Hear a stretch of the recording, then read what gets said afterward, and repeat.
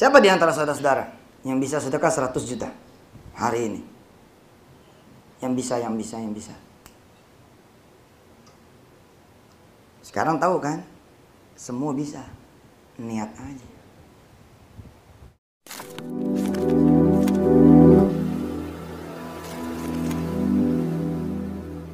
Assalamualaikum warahmatullahi wabarakatuh. Welcome back to my channel Detektif Dik. Ya teman-teman, kebetulan saya menemukan video yang berkaitan dengan banyak hal. Artinya banyak hal bermasalah dalam hidup Masyur. Gini ya, hal-hal yang berkaitan dengan hidup Masyur itu biasanya berkaitan dengan uang kan. Dan ini cukup banyak yang disebutkan sama Yusuf Mansur ya.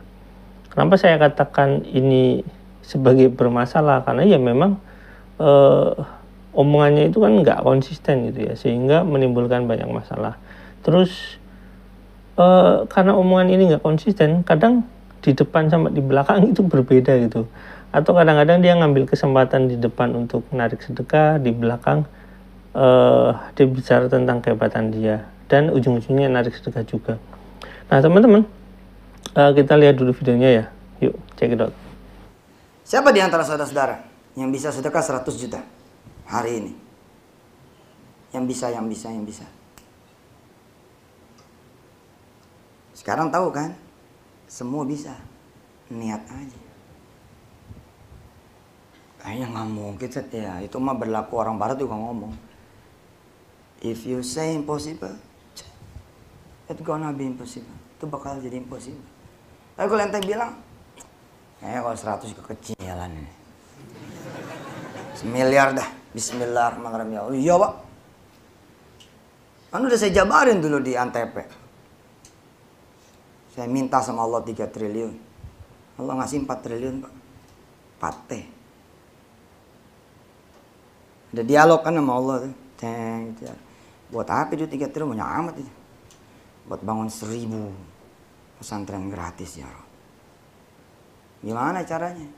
Supaya bisa punya pesantren gratis. Kasih saya rumah sakit ya Rob. Nanti keuntungan rumah sakit itu buat pesantren gratis itu. Kasih saya tambang ya Allah. Kasih saya ini, kasih saya itu, kasih saya ini, kasih saya itu. Saya minta sama Allah. Hasilnya pak, bukan 1000, 4000 lah hari ini. Hari ini 4000 rumah tahfiz di seluruh dunia. Bukan Indonesia saja. Jadi jangan main-main sama kekuatan Allah itu. Jangan bilang nggak mungkin. Woro 100 juta ya gue gak pernah dekat. Ya jangan ngecilin Allah lah dengan mengecilkan diri anda sendiri. No. Jangan begitu. Yakin aja. Ente mulai ngitung ponakan-ponakan yang miskin-miskin yang gak sekolah-sekolah berapa. Jumlah jebret, oke segini. Lapor ke Allah. Ini saya tahun depan mau tanggung semua ini. Ntar Allah yang kasih loh jalan. Sekarang di profil pic BlackBerry saya itu saya tulisnya 10,7 triliun. Kenapa? Karena saya pengen setiap gang ada rumah tahfiz. Walaupun bukan lewat duit saya akhirnya ya. Jadi Allah ngasih saya rumah sakit, tapi yang Allah kasih rumah sakitnya orang lain. Cuman orang lain yang punya rumah sakit itu ngomong ke saya, Ustazuna, kita ada sedekah nih. Ini antum kelola sedekahnya. Sama nggak? Sama kan? Allah bikin saya nggak perlu gitu loh, bikin rumah sakit. Saya minta sama Allah restoran, kuliner. Allah pertemukan saya dengan Mas Jody, Mbak Ani, punya warung steak and shake, punya The Icon. Keuntungannya buat rumah tahfiz, sama tidak? Sama. Saya ketemu sama Mas Mono, ayam bakar, 60 outlet lebih. Kemudian dia bilang, Ustaz, sekian, ini pakai buat bikin rumah tahfiz. Subhanallah. Saya ketemu dengan pengusaha pesawat, saya ketemu dengan pengusaha tambang, saya ketemu dengan pengusaha hotel, terus. Wah, yang gak kepikiran sama Allah jawab. Yang gak kepikiran nih. Ini saya lagi koreksi nih doanya. Ya Allah, yang ini saya minta cash. Kayak megang. Iya kan kadang-kadang ente kalau minta mobil dikasih juga mobil ya nggak. Tapi mobil mertua dititip gitu. Itu dia kabel juga, makanya yang telak gitu doanya. Ya Allah, tahun ini saya minta kijang warna hitam tahun 2014. Kalau bisa yang captain seat nih, itu yang ada TV di belakang 2 buat anak-anaknya itu. Kalau pulang kampung enak gitu. Terus ada mobil lain lah, 1 Xenia buat ke pasar gitu. Yang Xenia boleh dah 2009 gitu. Iya Pak, saya mah demen gitu doa. Demen begitu mas saya, doa begitu demen banget. Kan deket banget, Allah deket banget. Jangan begini, serah aja deh, amin. Elah doa terserah aja. Iya apaan gitu loh, enggak deh, terserah aja dah, udah terserah. Kalau mau tahu jangan begitu, ente males kalau mau tahu, ente males. Ayo ngaku aja males itu. Sama. Sama apa? Kemarin gitu juga doanya. Asik ya? Hah? Subhanallah. Nah, saya mau nantangin nih teman-teman semua. Saya punya program ini udah lama, programnya tahun 2007 kita memulai. 2004 kecil-kecilan, 2007 mulai kita bom gitu ke Indonesia. 1000 kali kemudian teman-teman ngelihat, Ustadz sekolahnya mahal. Bos gini, hari gini jangan sampai kita nggak nyiapin sekolah mahal. Masa yang ngapal Quran yang miskin melulu? Mikir dong, aneh kan ini kayak restoran gitu, kayak kita restoran gitu Ji.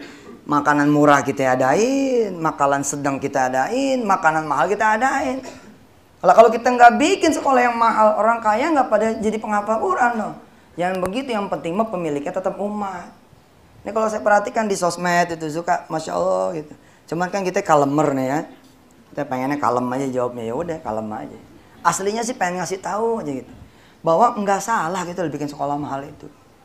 Toh perbandingannya juga masya Allah, sekolah gratis yang tadi bilang 4.000 titik lebih hari ini sekolah gratis.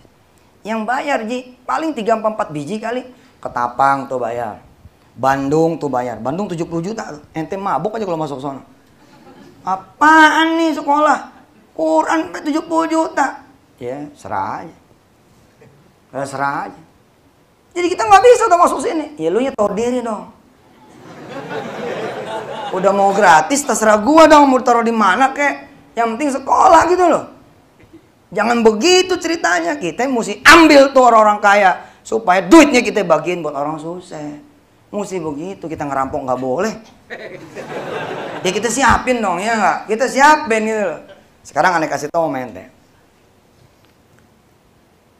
Umpama satu sekolah 10 kelas. Ya. Satu kelasnya 30 orang. Terus bayarannya 30 juta. Per anak, per seat. Bayar enrollment fee-nya. Kemudian aneh gratisin nih 10%. Berarti 3 seat aneh gratisin. Jadi ada 3 anak yang dibebaskan biaya 30 juta. Bulanan ini aneh bebasin deh, 5 juta nggak usah bayar. Pertanyaannya, jadi bagus apa enggak tuh? Satu kelas 30 orang, 3 orang dari orang miskin banget nggak bayar. Sama fasilitasnya semua. Bagus nggak? Bagus nggak? 3 gue bagiin 3. Ada yang bilang enggak, ada yang bilang bagus. Oke, gue tambahin deh 20%, jadi 6. Tambah bagus apa tambah jelek? Jadi pada bingung nih. Oke deh, kalau gitu dari 10 kelas, 1 kelas aja deh gue gratisin. 1 kelas nih, ya supaya kelihatannya adil gitu, berkeadilan dan berperi kemiskinan, berperi ketidakmampuan, kita kemudian gratisin 1 kelas. Jadi 1 kelas ini isinya adalah orang-orang yang tidak mampu dengan fasilitas yang tidak dibedakan sama sekali. Bagus tidak? Bagus. Kalau gitu saya bikin 50% saja. Jadi 5 kelas yang saya gratisin. Keren gitu? Keren nggak? Nah di sini ente beda mana? Di sini kelihatan bedanya mana. Lihat cara berpikir ini ya. Setelah ente ngedengar cara berpikir aneh, terserah ente deh. Masih mau kemudian suudzon atau malah kita harus begitu. Bos, kalau digratisin 3 itu berarti 90 juta. Oke? Belum bulanannya. Kalau kita gratisin 1 kelas 30, berarti hampir 1 miliar. Betul? Kalau kita gratisin 5 kelas, berarti 150. Dikali 30, berarti berapa? 4,5 miliar, 45 miliar. Gua siap 45 miliar tuh. Daripada gratis, begitu. Gua suruh bayar aja tetap orang kaya. Bayar aja, kan kaya. Lu mampu kan? Iya bayarlah. Terus habis itu duitnya gimana? Maaf ya, pesantren terbaik ini masih gontor. Pesantren terbaik ini masih gontor. Gontor itu 2,5 juta, bos. Gontor biasa tuh murah. Yang murah itu juga banyak yang gak bisa masuk. Nah kita ini punya 30 juta. Berarti kita bisa membiayai 15 anak masuk Gontor. Jadi gara-gara ada satu nih anak orang kaya masuk, jebret. Bandingannya 15 anak bisa masuk Gontor. Kalau ente punya duit 1 miliar dan harus dibagi cuma ke 30 orang. Kalau aneh mah mendingan beli tanah di pinggiran, aneh bangunin kemudian bangunan-bangunannya, aneh jabanin kemudian guru-gurunya, 1 tahun itu bukan cuma 30 anak, bisa 300 anak belajar di sana. Kelihatan bedanya cara berpikir. Kenapa kemudian kita bikin tuh yang bayaran murah kita bikin, yang bayar sedang kita bikin, yang bayar kemudian agak mahal kita bikin, yang bayar mahal juga kita bikin. Dan aneh di Indonesia, pesantren aneh di Bandung itu lebih duluan tutup daripada pesantren-pesantren yang lain yang bayarannya sedang. Itulah Indonesia. Dan alhamdulillah gitu loh. Bukan berarti kita ngotak-ngotakin. Oke, itu teman-teman videonya. Nah teman-teman, ada hal-hal yang berkaitan dengan banyak hal di sana kan, teman-teman bisa lihatlah. Dan hal-hal yang saya sebutkan ini udah saya rangkum ya teman-teman. Pertama, omongan dia tentang rumah tahfiz yang ribuan itu ya. Itu dia nggak menyebutkan ribuan itu milik dia memang, tapi di tempat lain dia menyebutkan bahwasanya dia punya ribuan rumah tahfiz tempat dia gitu ya. Dan itu gratis katanya. Walaupun sekarang dia nggak menyebutkan itu ya. Tapi dia mengindikasikan bahwasanya itu milik dia gitu, sehingga wajarlah kalau sekarang dia itu punya semacam keinginan untuk rumah tahfiznya itu berbayar ya teman-teman. Nah ini contoh saja ya teman-teman, ini contoh saja. Di sini disebutkan dia pingin rumah sakit itu dia pingin rumah tahfiznya itu berbayar dengan yang sangat mahal sehingga mensubsidi orang-orang yang ada di sana. Nah teman-teman, contoh itu sebenarnya nggak konsisten dengan omongan berikutnya. Tapi sebelum ngomong ke sana, dia juga menyebutkan ada bisnis tambang ya teman-teman. Nah kita ketahui bisnis tambang Yusuf Mansur itu teman-teman bisa katakan, yang teman-teman ketahui itu adalah bisnis tambang yang berkaitan dengan jamaah Darussalam ya teman-teman, investasi batubara JBN itu yang berkaitan dengan tambang ya. Saya tidak mendengar lagi Yusuf Mansur itu bisnis tambang selain itu gitu ya. Nah, apakah yang dimaksud Yusuf Mansur itu bisnis-bisnis yang bermasalah? Sebutkan kata dari awal saya katakan bahwasanya yang dikatakan Yusuf Mansur ya bermasalah gitu ya. Apakah itu yang disebutkan sehingga dia banggakan di saat ini 4 tahun lalu ya teman-teman, di video ini 4 tahun lalu, sehingga pada saat itu ya memang belum ramai ya, belum seramai sekarang, bahwasanya ada gugatan-gugatan ya, belum seramai sekarang gitu ya. Jadi masyarakat nggak taunya Yusuf Mansur itu ya bisnis tambang gitu ya teman-teman. Nah, apakah itu yang disebutkan bisnis tambang jamaah JBN itu ya investasi yang bodong gitu, investasi yang nggak jelas ujungnya kemana. Nah, terus juga disebut juga judi, warung steak gitu ya, ada Mas Mono juga disebutkan. Tapi teman-teman, memang ada hal-hal yang nggak disebutkan gitu, teman yang lainnya nggak disebutkan, tapi ya itu sudah mewakili bahwasanya bisnis-bisnis Yusuf Mansur itu bermasalah. Nah, apakah teman-teman itu percaya gitu orang kayak Jody terus Mas Mono yang lain kayak gitu itu cuma sekedar nyumbang ke Yusuf Mansur untuk rumah tahfiz atau sebaliknya ya teman-teman. Nah nanti saya urai lagi ya. Nah dia itu kan bikin seolah-olah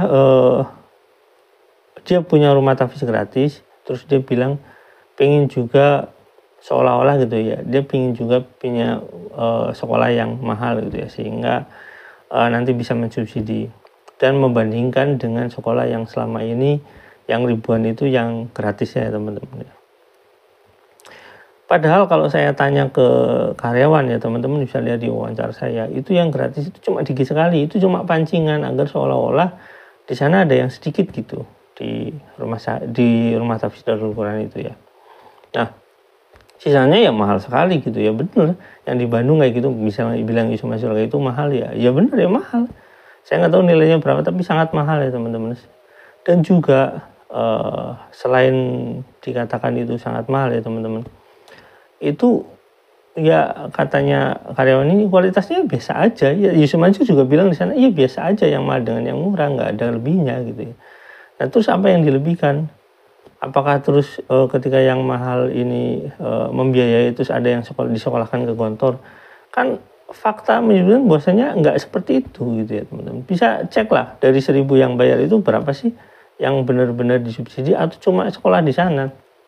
Dan itu cuma untuk mancing di sana ya teman-teman. Nah, yang mana yang dikatakan gratis milik Yusuf Mansur yang 4.000 itu? Nggak jelas kan yang mana gitu ya, nggak ada. Intinya tadi di akhirnya gitu ya, dia menyebutkan juga bahwasanya ada yang murah, ada yang sedang, ada yang mahal, ada yang sangat mahal gitu. Intinya kan sekolahnya semuanya berbayar gitu ya. Dan intinya Yusuf Mansur itu pengen buat sekolah yang selalu berbayar, mau murah. Jadi dia mau ngambil semua kalangan gitu ya, semua kemampuan masyarakat, daya beli masyarakatnya itu pokoknya semuanya diambil sama dia. Intinya semuanya berbayar. Nah di sana jelas kan bahwasanya Yusuf Mansur itu dia bilang nggak mau mengkotak-kotakan ya, tapi jelas Yusuf Mansur itu memilih mengkotak-kotakan. Yang ini tetap kita ambil, yang ini tetap kita ambil, yang ini tetap kita ambil. Intinya duit ya teman-teman. Walaupun dia bilang dia butuh sedekah untuk membiayai itu. Nah kan aneh teman-teman. Udahlah sekolah suruh bayar, tapi masih nyari-nyari sedekah di sana. Dan masyarakat ya pokoknya nggak sedekah sekarang nggak apa-apa gitu kan. Nanti ada yang minta 100.000, ada yang 100.000 nggak sekarang gitu. Jadi yang sekarang ya silahkan bayar. Terus yang nggak sekarang ya nanti gitu ya. Intinya kayak gitulah. Intinya soal sedekah itu ya dia pingin mendirikan sekolah yang berbayar tapi disedekahin. Dan sedekahnya uangnya kemana? Nah itu apakah uangnya itu larinya ke judi? Karena nanti saya juga akan bahas perkembangan perusahaan ini kok aneh gitu ya. Secara perhitungan matematik ya bingung, secara perhitungan manajemen ya juga bikin bingung gitu. Kok bisa kayak gitu, itu aneh. Dan sekarang kok bisa kayak gitu juga, itu bisa membuktikan seperti apa perkembangan perusahaan itu kalau nggak ada uang sedekah gitu ya teman-teman. Oke, sampai di sini teman-teman, jangan lupa like, subscribe, dan komen, jangan lupa juga share. Wassalamualaikum warahmatullahi wabarakatuh. Bye.